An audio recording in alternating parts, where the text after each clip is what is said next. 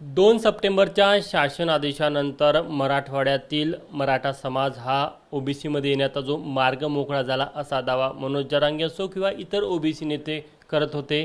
त्याचा जेव्हा reality check करण्याचा वेळ आला तेव्हा आपल्या असं लक्षात येतं की 2 सप्टेंबरच्या शासन आदेशानंतर मराठवाड्यामध्ये ओबीसी प्रमाणपत्रासाठी ज्या उमेदवारांनी किंवा ज्या अर्जदारांनी अर्ज केले त्यांची संख्या एकूण बघितली तर ती 73 आहे. 73 पैकी 27 अर्जदारांचे अर्ज हे मान्य करण्यात आले, म्हणजे त्यांना ओबीसी प्रमाणपत्र वितरित करण्यात आलं आणि 46 जे अर्जदार आहेत त्यांचे अर्ज प्रक्रियेमध्ये आहे.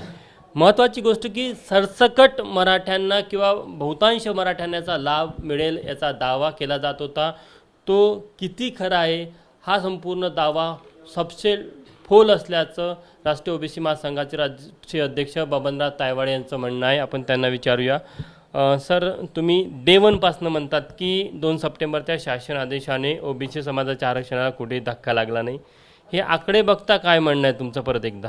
नाही, माझं तेच म्हणणं आहे की जेव्हा 2 सप्टेंबरला सरकारने हा शासन निर्णय निर्गमित केला आणि आम्ही नंतर त्याच्यामध्ये जेवढे संदर्भ दिलेले आहे त्या संदर्भात सहित आम्ही त्या शासन निर्णयाचं वाचन केल्यावर मी त्या दिवशीपासून आपल्या सर्वांना सांगतो आहे की या 2 तारखेच्या शासन निर्णयामुळे ओबीसी समाजाच्या आरक्षणाला कुठेही धक्का लागत नाही, कारण त्याच्यामध्ये सरसकट कुणब्यांची प्रमाणपत्र देण्याची तरतूद नाही, प्रावधान नाही आहे. ज्यांचे वडील, आजोबा, पणजोबा, खापर पणजोबा यांच्या महसुली किंवा शैक्षणिक कागदपत्रावर कुणबी, मराठा कुणबी किंवा कुणबी मराठ्याची नोंद आहे आणि त्यांच्या नातेवाईकाकडे कुणबी जातीचं प्रमाणपत्र आहे, तो तशा प्रकारचं प्रतिज्ञापत्र देत असेल की या वंशावळीतील या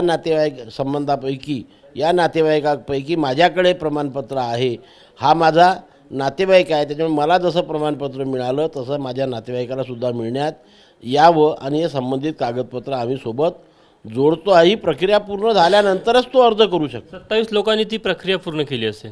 नाही, 73 लोकांनी अर्ज केलेले आहे. ती प्रक्रिया पूर्ण म्हणजे बघा, हे जे 73 अर्ज आले आहे याच्यामध्ये जुने पण अर्ज असू शकते की ज्यांच्या वडिलाकडे प्रमाणपत्र आहे पण त्यांचा मुलगा मुलगी आता 10वा वर्ग पास झाली असेल आणि त्यांना प्रमाणपत्राची गरज असेल ते आता करू शकतात किंवा नव्याने असू शकतात ज्यांना कागदपत्र मिळाले असेल.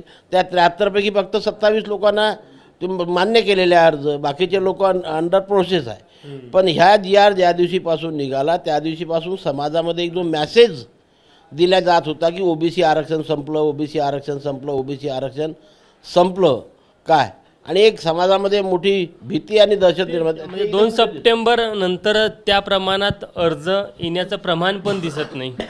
अरे बाबा, सरसकट मराठा जातीच्या व्यक्तीला कुणबी प्रमाणपत्र देण्याची कुठलेही प्रावधान किंवा तरतूद या शासन निर्णयामध्ये असती तर या मराठवाड्यातल्या 8ही जिल्ह्यामध्ये हैदराबाद गॅझेटचा जो आधार घेतला जातो त्या आधारावर जर आपण विचार केला तर मी पहिल्या दिवशीपासून काय म्हणतो आहे, हैदराबाद गॅझेटियर शब्द आहे तिथे आणि गॅझेटियरमध्ये काय आहे हो, कुणबी किती होते आणि मराठा किती होते, वैयक्तिक नोंदी नाही. वैयक्तिक नोंदी नाही त्याच्यामध्ये, आणि मराठा कुणबी एक आहे हे असाही कुठे उल्लेख नाही आहे.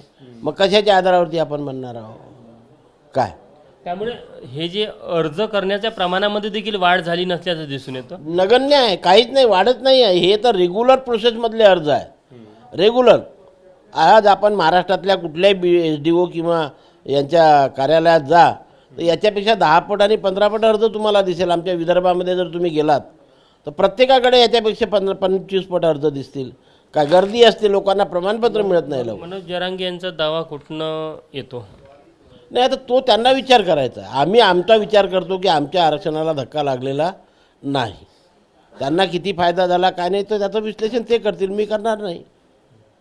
बरं, एकीकडे ओबीसी नेते रस्त्यावर उतरलेले आहे. विजय वडेट्टीवार यांनी मोठा मोर्चा काढला याच विषयाला घेऊन. यानंतर तुम्ही विजय वडेट्टीवार यांना काय सल्ला द्याल?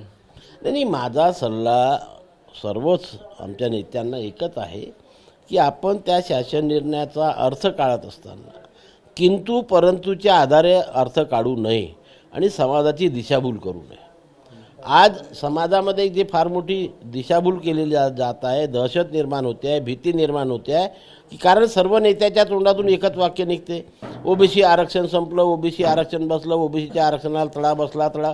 कुठे तडा बसला? आम्ही माहितीच्या आधारे जेव्हा माहिती मिळवतो त्याच्यावरून आम्ही आमचा निष्कर्ष काढत असतो. मागच्या वेळेसुद्धा 58 लाख नोंदीच्या बाबतीमध्ये अशाच प्रकारे अफवा फैलवण्यात आली होती. तेव्हा मी एकटा होतो म्हणणारा की 58 लाखाचा आकडा हे चुकीचा सांगतात आहे काय. याच्यातल्या 99% नोंदी या जुन्या लोकांच्या आहेत, त्याच्यामुळे ह्या काही नवीन नोंदी नाही आहेत. म्हणून 3 कोटी लोक ओबीसी झाले. त्यामुळे आता तरी दिशाभूल करणं थांबावं असं म्हणाल तुम्ही इतर नेत्यांनी? नक्कीच. अहो, अशा वेळेस समाजाच्या नेत्यांचं एक प्रमुख कर्तव्य जे असते की समाजाच्या पाठीमागे भरभक्कमपणे उभं राहिलं पाहिजे, त्यांना धीर द्यायला पाहिजे की तुम्ही घाबरू नका, तुमच्या संविधानिक हक्काचं आरक्षणाचं रक्षण करण्याकरता आम्ही सज्ज आहोत आणि आम्ही जोपर्यंत आहोत तुमच्या आरक्षणाला धक्का लागू देणार नाही. अशा प्रकारचा धीर जर आपण समाजाला दिला तर होणाऱ्या 14-15 आत्महत्या कदाचित झाल्या नसत्या, या मतावर मी ठाम आहे. जर का तुम्ही या कागदामध्ये हे आकडे बघितले ना तर एकूण जे 73 अर्ज आले त्यामध्ये जे सर्वाधिक अर्ज आपल्याला पाहायला मिळतात ते जालना जिल्ह्यातले 23, त्यानंतर परभणी जिल्ह्यातले 11 आहे, हिंगोली जिल्ह्यातले 5 अर्ज आहे, नांदेड जिल्ह्यातला 0 अर्ज आहे, बीड जिल्ह्यातले 11 अर्ज आहे आणि लातूर जिल्ह्यातले 10 व शेवटी धाराशिव जिल्ह्यातले 13. म्हणजे असे हे सरसकट 73 अर्ज हे 2 सप्टेंबर नंतर 7 ऑक्टोबरपर्यंत आहे. म्हणजे साधारण 1 महिन्याच्या काळातला जरी आपण विचार केला तर फक्त 73 अर्ज आले आहे. आणि राष्ट्रीय ओबीसी महासंघाचं म्हणणं आहे की जर का 2 सप्टेंबरच्या शासन आदेशाने मराठवाड्यातील म्हणजे जे निजाम क्षेत्रातले जे मराठवाड्यातले जिल्हे येतात त्यांना जर का खरंच सरसकट शब्द किंवा त्यांना सरसकट मराठ्यांना कुणबी प्रमाणपत्र मिळण्याची मुभा असती तर त्या तिथल्या जिल्हाधिकारी कार्यालयामध्ये ओबीसी प्रमाणपत्र मिळवण्यासाठी मोठी रीग लागली असती. मात्र तसंही होताना दिसत नाही. त्यामुळे मनोज जरांगे असो किंवा विजय वडेट्टीवार असो किंवा इतर ओबीसी नेते असो जे दावा करतात तो सपशेल खोटा आहे, ते समाजाची दिशाभूल आहे. त्यामुळे 2 सप्टेंबरच्या शासन आदेशाने ओबीसी समाजाच्या आरक्षणाला कुठेही धक्का लागणार नाही या मतावर अजूनही राष्ट्रीय ओबीसी महासंघ आणि त्यांचे अध्यक्ष बबनराव तायवाडे ठाम असल्याचं आपल्याला पाहायला मिळत आहे. कॅमेरामॅन मिथुन आत्मनेसह तुषार कोहळे, एबीपी माझा, नागपूर. एबीपी माझा, उघडा डोळे बघा नीट.